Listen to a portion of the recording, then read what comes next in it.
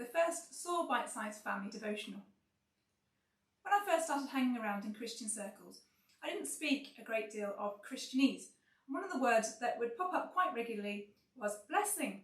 I had a vague idea that it was a positive thing, but I still felt the need to look it up. Blessing means a gift, a good thing, something that has been given that brings good things and happiness. To be blessed at a basic level just means to be happy, and we all want that. I was surprised then when my husband told me that somebody had blessed us with a great big pile of pig poo.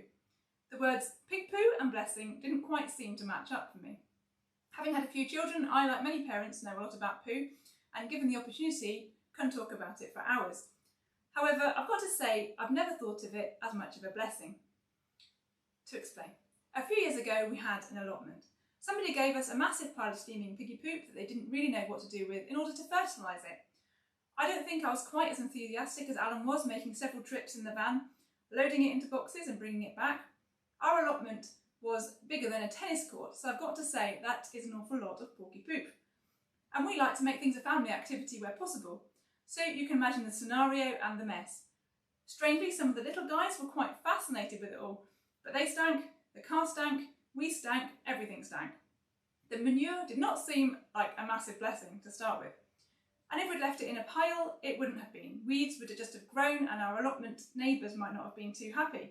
The smell was so bad that it took more than one shower to wash it off.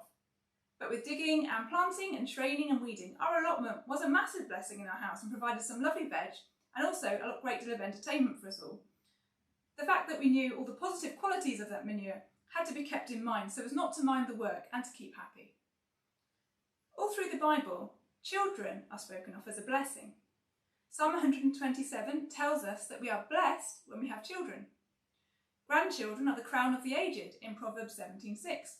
Jesus tells us to welcome the little children and to receive him as a child. Sometimes when you go into someone's house, they'll say things like, excuse the mess or excuse the state of the house. Most of the time I'm thinking that I've seen a mess before, and that definitely isn't one.